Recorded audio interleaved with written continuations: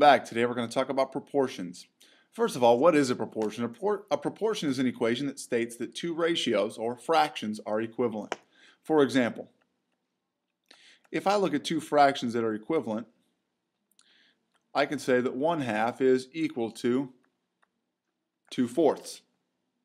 And I know that's true because 2/4 would reduce to 1/2, or I could multiply the numerator and the denominator by 2 and get 2/4. This is a proportion, two fractions that are equal. And so when I move down to the first set of examples, I'm going to be solving the proportions so that I have two equivalent fractions. Well, right now I just need to use some logic and some knowledge of fractions in order to help me. And so when I look at this first one, I'm going to see some relationships that exist. Well, one strategy that I could use is I could compare the numerators. Well, n and 3, I don't know what n is, and so that's going to be a little bit of a difficult comparison. But if I look at this bottom one, the 12 and the 4, I'm going to notice something. Can I get to 4 from 12? And I think what you're going to see is, yes, to get to 4 from 12, you're going to divide by 3. Okay? And the same can be said then for the top, because remember, when I reduce fractions, I have to do the same thing to the top and the bottom. And so whatever n is divided by 3 equals 3. So n divided by 3 equals 3. Well, that means that n is equal to 9. So 9 over 12 is equal to 3 over 4, because I'd have to divide both the top and the bottom by 3 to get there. This is a little bit imprecise, okay? Because really, we're just going on what we know about numbers, so this is a little bit of number sense. When I move to something like b then, and I try to employ the same strategy, I notice that 20 and 16 don't play so friendly. I mean, we can't really say 20 goes into 16 how many times? I don't know. And so what I might need to do is I might need to reduce a fraction. And so if I reduce this fraction by 10, I get 5 over 2 is equal to z over 16. Well, now if I go the other way, I know that 2 times 8 is equal to 16, so I'll multiply the top by 8 also. So I can get 40 over 16 is equal to 50 over 20. This is still a little bit imprecise because when I get to something like this, the relationship isn't super duper obvious. Now I could always say, what is 51 divided by 3? It's 17. And so I know that 3 times 17 equals 51, so I need to multiply the top by 17. But that seems a little imprecise because what if the numerator and the denominator aren't related that closely? Or what if the two numerators aren't related or the two denominators aren't related? And so yeah, I'm going to get 425 over 51 is equal to 25 over 3.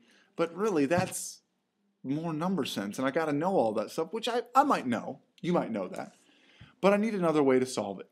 And so in enters something called the cross products property. The cross products property looks like this. It can be called a couple of different things. It can be called the butterfly effect.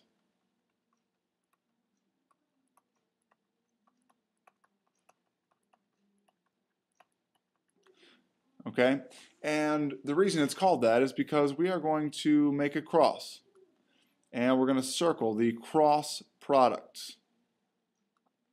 And I'm going to set them equal to one another. So A times D is equal to, grab a different color here, is equal to B times C. Here's an example of that. If I look down at my original example, and I say that I have a proportion that is 1/4 or 1/2 to 2/4, and I apply this cross product property, I'm asking myself, is 1/4 1 times 4 equal to 2 times 2? Well, that gives me 4 is equal to 4. So yes, you can see that it works for this.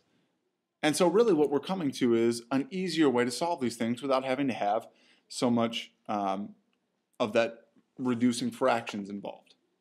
And so in example 1, I'm going to solve this proportion. Well, I'm going to use the cross products property to say that 6 times 99 is equal to C times 54. Well, what I end up with is 594 equals 54C, and I'll just divide by 54, and I'll end up with C is equal to 11. When I check my solution, I'm going to say 6 over 11 is equal to 54 over 99.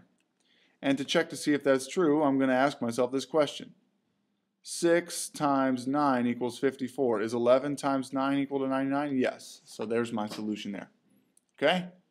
I'd like for you to try letter B on your own. Use the cross products property to solve. That's the basics of proportions, guys. Thanks for watching, and we'll see you next time.